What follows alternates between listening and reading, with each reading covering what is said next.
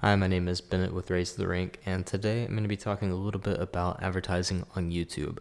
Is it right for your business? There's a few different things that we want to evaluate to see if it's even a pathway that we want to take. It could be very effective for some people, but not so much for others. If it is right for you, then how do we want to approach it? We want to come about it in a way that's different from everybody else. We don't want to be part of the noise. So how can we step into it and be different? And then also, how can we monitor and make sure that we are getting something out of it? And we want to set expectations that are in line with what YouTube is geared to accomplish. We're not going to be booking leads for YouTube ads, but it also doesn't mean that it's not valuable to us in its own right. So we're going to jump into the Google Ads dashboard and take a look at the back end and a little bit of the technical aspect of how we would run a YouTube ads campaign properly. So come with me over there and we'll get started looking at that.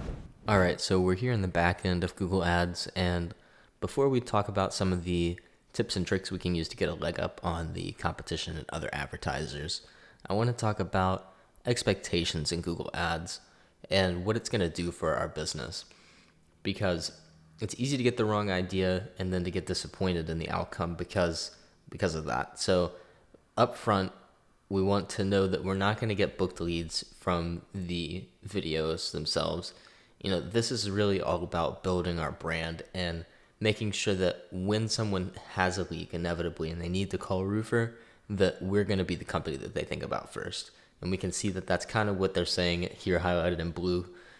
This is actually the creation tool for a new YouTube advertising campaign or a series of YouTube ads that we'll show to people. And Google's communicating, we're about awareness and consideration. So that's what we're going to be doing here. And as long as that's what we have the expectation of happening from this, then we're going to be really happy, because YouTube is really, really, really inexpensive place to reach a lot of people. And we can be really targeted too. And we'll talk some more about that here in just a minute. But you can see awareness and consideration in the video. And once we've done that, we can get into the different types of YouTube video campaigns. All right, moving on to the campaign subtypes, you can see that we've got 5 different options down here, and it's really not the end-all be-all. They're all going to be functionally very similar as far as what we're going to accomplish, what we can expect from them. So really just pick whichever one fits your asset type and your goals most logically. Generally we go for either reach or views. Both of those are going to be pretty effective when it comes to getting our brand out there. So what I want to move on to now is the targeting, because that's a powerful tool in YouTube ads, and that's where we can find some of the lesser known and more valuable tools for us. So we're going to jump over there and take a look at that now. All right, so we're on to where all of the targeting happens. This is actually where all of the advanced campaign options are going to be. So we're just going to run through this page piece by piece and kind of focus on all of the more important tools. So you can see that we have this first option right here, which is normally collapsed, and we'll open it up. And we have the option to reach more users with multi-format video ads. So what this is saying is, if we have the flexibility of, if we have lots of different varied video assets that are different types, we can enable this, and then we can use those different types of video assets, and Google will strategically serve those at different times depending on what people are watching, what people are doing, where they are in their viewing session and whatnot. So this is a good option, but it's going to require a more built-out library of video assets. So if that sounds like you, maybe you turn it on. Otherwise, do with it what sounds best to you. So here we see our budget, our campaign budget. This is not a guideline right here. This is just a rough number for a month worth of video ads. You're going to get pretty good reach for this. But more is always better when you're talking about awareness campaigns. So our next option we're looking at is network. This is something that is often missed, but this is going to be an important box to uncheck. When you're advertising on Google Partners or the Google Display Network, you're getting lower quality impressions, and the price that you pay for it is not necessarily going to be changing alongside that. So really, it's best to just unclick that, and then you're only going to be serving on YouTube proper, where people are going to be paying more attention to the content that they're watching. Next up is location targeting. Obviously, you want to be serving in places that you are offering your services. So We just want to click enter another location, then put in the specific locations that you are going to be advertising. All right, and now we see related videos. This is another one that's hidden by default, but if we open it, we can see an option to add a couple similar types of videos to what we're going to be advertising with.